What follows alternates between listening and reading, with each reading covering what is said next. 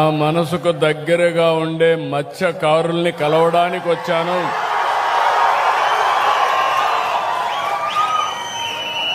వచ్చినప్పుడు మీ అభిమానం చూస్తే ఇంకా నాకు హుషారు పెరుగుతా ఉంది. ఇంకా బాగా కష్టపడాలనే ఆలోచన వస్తూ ఉంది.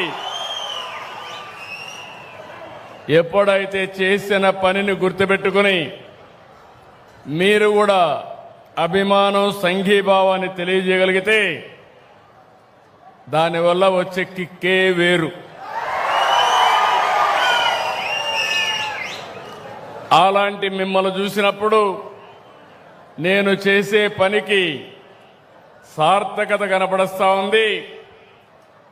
ఆ సందర్భంగా మరొక్కసారి మనస్ఫూర్తిగా పేరు పేరున మా మత్స్యకారు సోదరి సోదరులందరికీ అభినందనలు, శుభాభినందనలు.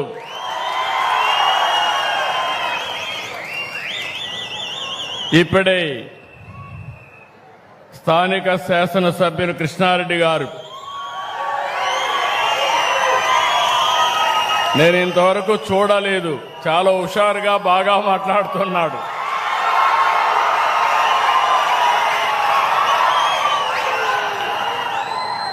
గౌరవనీయులు ప్రజాసేవ కోసమే రాజకీయాల్లోకి వచ్చిన ప్రభాకర్ రెడ్డి గారు, ఇంకో పక్కన సహచర మంత్రివర్గ సభ్యులు అచ్చెన్నాయుడు గారు, రామనారాయణ రెడ్డి గారు, ప్రభాకర్ రెడ్డి గారు అదే సమయంలో ఇక్కడికి వచ్చినప్పుడు నా పక్కన కూర్చున్నటువంటి నాగరత్నమ్మ, శ్రీమతి నాగరత్నం గారు ఇప్పుడే మాట్లాడాడు. సాయిబాబు ఆయన అనుభవం సముద్రం లేకపోయినప్పుడు నేను అవలంబించిన విధానాలు అర్థమైనాయా లేదా అని తెలుసుకోవడానికి మాట్లాడితే చాలా క్లియర్గా మీ అందరికి ఎక్స్ప్లెయిన్ చేసే పరిస్థితికి వచ్చాడు అలాంటి సాయిబాబు. మరొకసారి మీ అందరికీ అభినందన తెలియజేస్తూ, మన రాష్ట్రంలో అనేక వృత్తులున్నాయి, కానీ ఎంతో కష్టమైన పని సముద్రంలో చేపల వేట. ఈ వృత్తికి ఎంతో ధైర్యం కావాలి, సాహసం కావాలి. ఊవెత్తున ఎగిరిపడే అలలకు సైతం ఎదురుగా ముందుకు పోయే గుండె ధైర్యం, అది ఉండే ఏకైక వర్గం మా మత్స్యకారులు. జీవనోపాధి కోసం కుటుంబాలను వదిలి ఎండలో వానలో రోజుల తరబడి ఎంతో ప్రమాదకరమైన పరిస్థితులు సముద్రంలోనే గడుపుతారు. సముద్ర తల్లిని నమ్ముకుంటారు.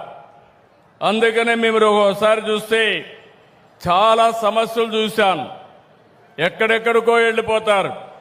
తుఫాను వస్తే మీకు సమాచారం ఇవ్వాలన్నా వీలేని పరిస్థితి వస్తుంది. అలాంటి మీకోసం ఈ ప్రభుత్వం ఎల్లప్పుడూ ఉంటుందని మరొక్కసారి తుమ్మల పెంట్లో హామీ ఇస్తున్నా. అందుకే ప్రతి ఏటా ఏప్రిల్ 15 నుంచి జూన్ 14 వరకు దాదాపు 61 రోజుల పాటు సముద్రంలో చేప పిల్లలు ఎక్కువగా పెట్టే సమయం. ఆ సమయాన్ని వేట నిషేధించాం, పక్కాగా అమలు చేస్తున్నాం. ఈ సమయంలో మీరంతా వేటకు దూరంగా ఉంటారు, ఉపాధి లేదు, వేటాడితే తప్ప కడుపు నిండే పరిస్థితి ఉండదు. అలాంటి మీకోసం మీ త్యాగాన్ని ఆదుకునేందుకే మత్స్యకారుల సేవలో ఈ కార్యక్రమాన్ని తీసుకొచ్చాం. ఈ ఏడాది మత్స్యకారుల సేవలో 1,30,796 మంది కుటుంబాలకు ఇస్తున్నాం. చరిత్రలో మొట్టమొదటిసారిగా 260 కోట్ల రూపాయలు ఈ రోజే మీ అకౌంట్లో వేసాం. మీ ఫోన్లో మీరు చూసుకోవచ్చు. పడ్డాయా లేదా? పడ్డాయి. మా తమ్ముళ్ళు హుషారుగా ఉన్నారు, ఫోన్ కూడా బాగా వాడుతున్నారు. ఎన్నికల్లో హామీ ఇచ్చాను, 10,000 20,000 పెంచుతా అన్నాను. అందుకే పోయిన సంవత్సరం 1,21,433 మందికి ఇస్తే 243 కోట్లు ఇస్తే ఈసారి మిగిలిన వాళ్ళు కూడా యాడ్ చేసి 262 కోట్లు ఇచ్చాం. నేను ఒక్క విషయం అడుగుతున్నా మిమ్మల్ని అందరినీ, మీరు చిన్నప్పటి నుంచి మీ పెద్దవాళ్ళు కూడా సముద్రంలోకి ఏటకపోయేవాళ్ళు, అవునా కాదా అని అడుగుతున్నా. ఎప్పుడైనా మీకు సహాయం చేయాలని ఏ ప్రభుత్వమైనా ఆలోచించిందా అని మిమ్మల్ని అడుగుతున్నా. మొట్టమొదటిసారిగా మిమ్మల్ని గురించి ఆలోచించిన వ్యక్తి నందమూరి తారక రామారావు గారు. ఆ తర్వాత నేను ముఖ్యమంత్రి అయిన తర్వాత నేను చూశాను మిమ్మల్ని. సముద్రంలో వేటగా నిలిచిపోతే పూట గడిచే పరిస్థితి లేదు. అందుకే నేను ఆ రోజుల్లో సమైక్య ఆంధ్రప్రదేశ్లోని 31 కేజీల బియ్యం వేట సమయంలో మీకు అందజేసిన వ్యక్తి నేనేనని చెప్పి మీ అందరికీ తెలియజేస్తున్నా. ఇంకో పక్క ఓసారి సముద్రంలో తుఫాన్లు వస్తాయి. తుఫాన్లు వస్తే 1 రోజు 2 రోజులు కాదు, తుఫాను రాకుండా ముందు వచ్చిన తర్వాత కూడా సముద్రంలోకి పోలేరు. అందుకే 50 కేజీల బియ్యం సహాయాన్ని రెట్టింపు చేసిన ప్రభుత్వం తెలుగుదేశం ప్రభుత్వం, గుర్తుపెట్టుకోవాలి. మళ్ళీ 2014-15 ఆ రోజు మళ్ళీ ఆలోచించాను, 2000తో ప్రారంభించాను.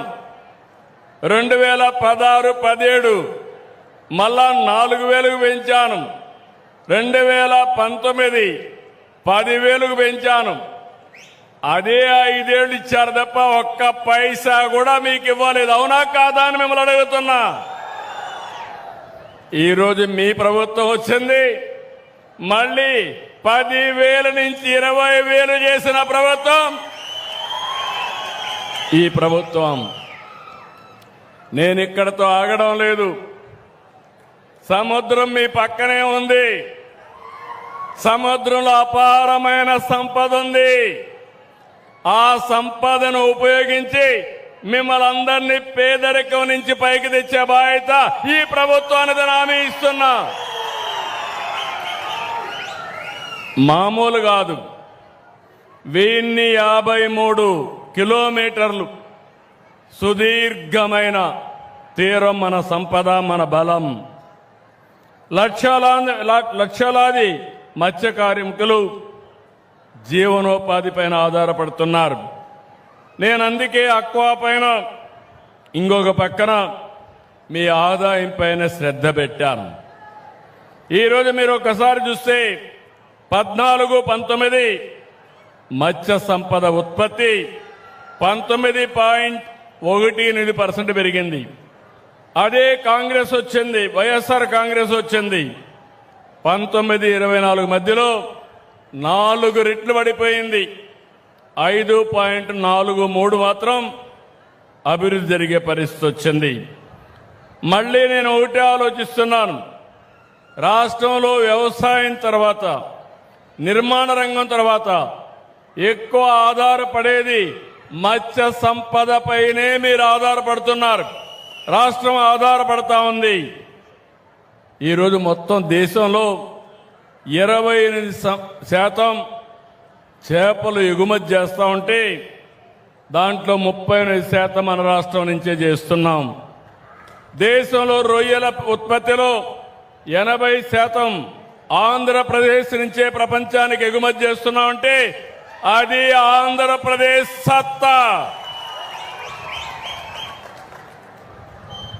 అయితే ఈరోజు నేను ఒకటే ఆలోచిస్తున్నాను, ఇంతలా రాష్ట్రానికి ఖ్యాతిని, ఆదాయాన్ని అందించేలా చేస్తున్న మీకు అన్ని విధాలా అండగా ఉంటాం. ఏదో పెద్ద పెద్ద అక్వా ఫార్మ్స్కే కాదు, నా మనసుకు దగ్గరుండే మత్స్య కార్మికులకి అండగా ఉంటానని మరొక్కసారి హామీ ఇస్తున్నా. మెకనైజ్డ్ మోటరైజ్డ్ డీజిల్ పడవలకి 9 రూపాయలు సబ్సిడీ ఇస్తున్నాం. మెకనైజ్డ్ పడవలకి 3,000 లీటర్లు, మోటరైజ్డ్ పడవలకి 300 లీటర్లు సబ్సిడీ అందిస్తున్నాం. 26, 27, 27లో 21,935 లీటర్లు మీకు అందించాం. దీనివల్ల మీరు చూస్తే 50 కోట్ల రూపాయలు సబ్సిడీ కూడా ఇచ్చాం. ఇంకొక పక్క 3,200